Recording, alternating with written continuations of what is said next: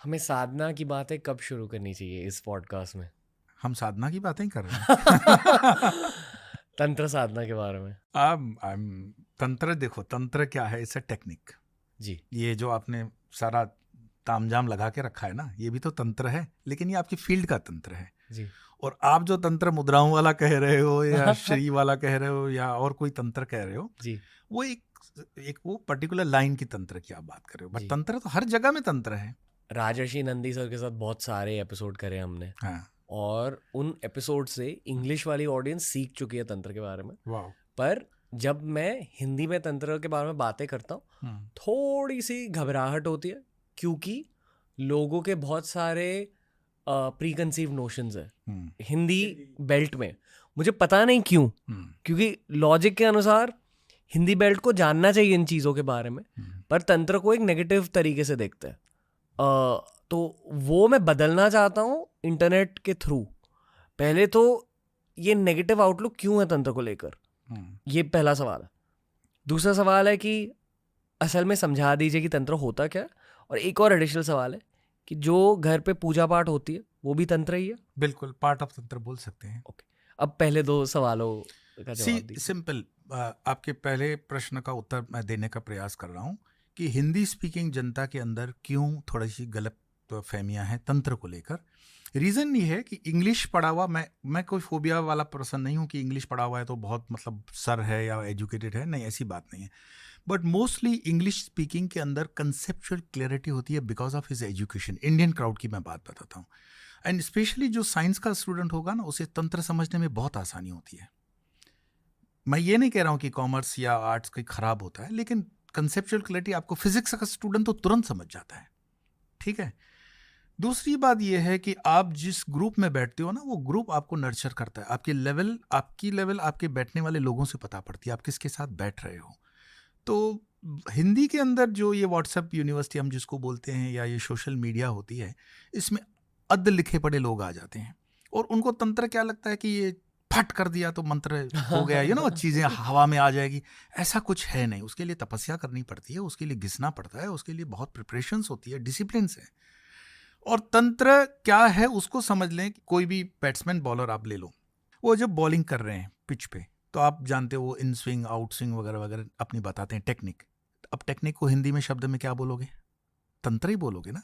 वो तंत्र ही तो कर रहा है, वो क्रिकेट का तंत्र कर रहा है। सो सेम थिंग स्पिरिचुअलिटी के अंदर कुछ चीज़ें हैं, जैसे मानो कि लोग फिर उनको पता ही नहीं है कि कौन सी चीज़ कहाँ पे सुननी है, समझनी है, बोलनी है, या हमें क्या चाहिए। हमें खुद का भी तो पता होना चाहिए। Spirituality I will say it's like a buffet dinner. आप किसी रईसजादे के शादी में गए हो तो 50 किस्म के व्यंजन रखे हुए हैं। आपका स्टमक जिस पे सेट है, अपने स्वभाव को देखो, स्वधर्म को देखो, अपनी देशकाल परिस्थिति और पात्रता को देखो, वो डाइट ले लो, खा लो, एंजॉय करो, निकल लो। आप बोलोगे मैं 50 के 50 खाऊंगा, नहीं खा पाओगे। स्पिरिचुअलिटी तो बहुत कुछ है, भक्ति है, ज्ञान है, तंत्र है, मंत्र है, अघोर है, ये सारा है।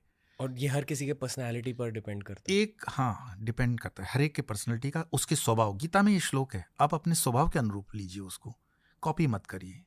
दूसरा क्या कर रहा है उसको छोड़ दो। कोई वैष्णवाइट है तो वो शिवाइट के साथ कंपटीशन नहीं कर सकता। और हमारे देश या धर्म में ये सब बहुत कचरा घुस गया है कि हम क्रिटिसाइज कर लेते बिना सोचे जाने। तुम ये करते हो, ये गलत है, मेरा वाला श्रेष्ठ है, मैं ही श्रेष्ठ हूँ। नहीं, ये सब परमात्मा की प्रकृति है और उसने अपने हिसाब से सबको बनाया हुआ है। जिसको जो हिस्से में आया है ले लो। ये भी एक स्पिरिचुअल ईगो होता है। ईगो भी अगर होता तो अच्छा होता। मेरे ख्याल से ईगो सेंट्रिक जब आप हो जाते हो ना, तो पागलपन की निशानी है। मेरा ही सही है, मेरा सही है, यहाँ तक ठीक है, पर मेरा ही सही है, ये बिल्कुल गलत बात है। You should have proud self respect for your उस धर्म के लिए कि मेरा सही है, पर मेरा ही सही है इसका मतलब दूसरों को आपने कचरे में डाल दिया। That's not correct. हर किसी के घर में आज भी एक तरह की साधना होती है। अगर वो परमात्मा की पूजा करते हैं तो एक तरह की साधना हो रही है। शायद उसे वो पूजा पाठ कहते हैं। फूल होते हैं, मिठाई होती है, एक दिया होती है पूजा पाठ में, मूर्तियाँ होती है। पर हम मूर्तियों के सामने मिठाई क्यों रखते हैं, फूल क्यों चढ़ाते हैं? इसके पीछे भी एक लॉजिक होता है। बचपन में हर कोई अपने माता पिता से पूछता है कि ये हम क्यों कर रहे हैं, और अक्सर माता पिता जवाब नहीं दे पाते। और यही सवाल और जवाब एक्चुअली आपको तंत्र में भी मिलेंगे कि हर चीज़ के पीछे एक वजह होती है। देवता होते हैं तंत्र में, आप एक देवता की उपासना कर रहे हो, देवताओं को लेकर अनुष्ठान होते हैं, प्रॉमिसेस होते हैं, कॉन्ट्रैक्ट्स होते हैं। जब आप माला जाप कर रहे हो या मंत्र का उपयोग कर रहे हो, तो मान लो अगर आप ओम नमः शिवाय मंत्र का जाप कर रहे हो, आप शिव जी की पूजा कर रहे हो उस जाप के दौरान, ये एक बहुत बेसिक लेवल से आपकी तंत्र साधना की शुरुआत हो सकती है यहाँ पर। अगर आपको असली साधना की शुरुआत करनी है तो एक गुरु की ज़रूरत होती है। मैं कहूँ कि आपका और मेरा जो वजूद है इस पृथ्वी पर जी, वो भी तंत्र की वजह से है। कैसे? लेट अस बी थोड़े से हम बड़े हो जाएं, समझने की दृष्टि से समझना। कोई भी बच्चा जो इस पृथ्वी पर पैदा होता है वो तंत्र की क्रिया के बाद ही तो होता है। वो जो कंसीव करने वाली प्रक्रिया है जिसको मैथुन कहते हैं। भारतीय ऋषियों ने जो व्यवस्था दी हमें सनातन धर्म में, 16 संस्कार, मैं उस पर अभी नहीं जाऊंगा जी। 16 संस्कार में पता है पहला संस्कार क्या है? ये कंसीव करने का संस्कार। वो जो नाइट क्रिएचर होता है ना, बस ऐसे सो गए और बच्चा पैदा हो गया, उसे जानवर होते हैं, इंसान नहीं पैदा होते हैं। हमारे जीवन में तंत्र वहां से प्रारंभ हो गया जहां से आपका और मेरा एग्जिस्टेंस है, वो तंत्र है।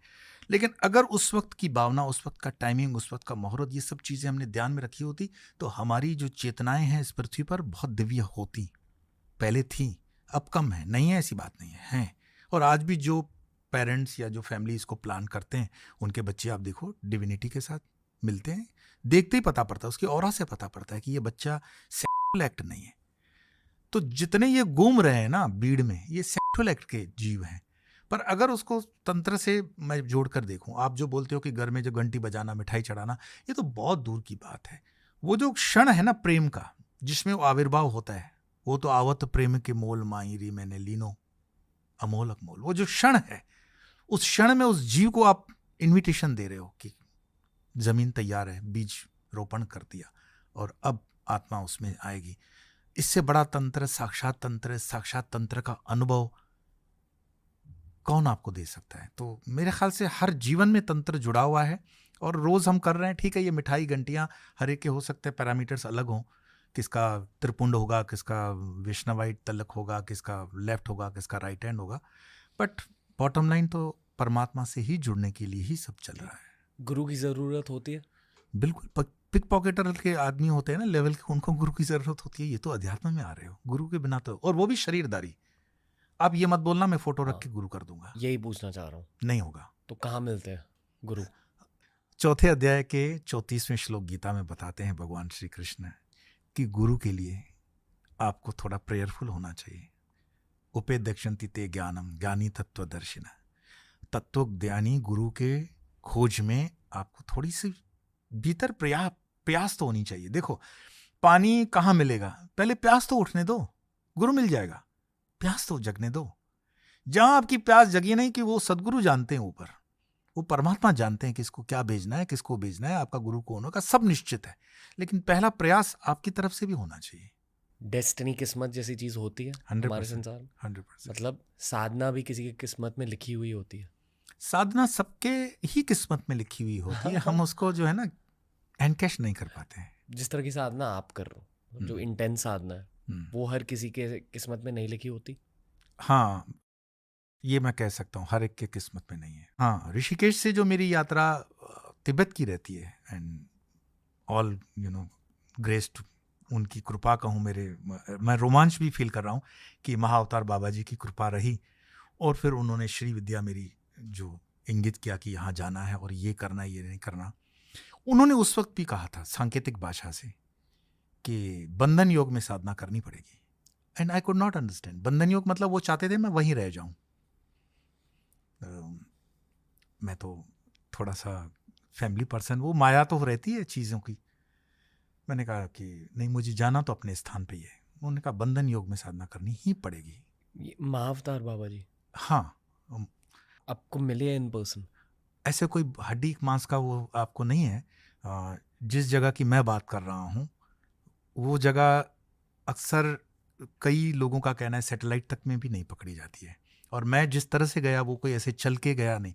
ऋषिकेश के मैं उस स्थान पे आपको बता सकता हूँ कि वहाँ पर, और वो फिर साधु में जब अपने गुरुबाई के साथ गुवाहाटी गया था, कामाख्या, अम्बुबाची फेस्टिवल में। तो वही संत वहाँ पर मुझे मिले, आए हुए थे कामाख्या। हम पहली बार गए थे, इनफैक्ट मैं पहली बार गया था, मेरे गुरु भाई दूसरी तीसरी बार। अब उन संत ने मुझे कहा, महाराज जी कैसे हैं आप?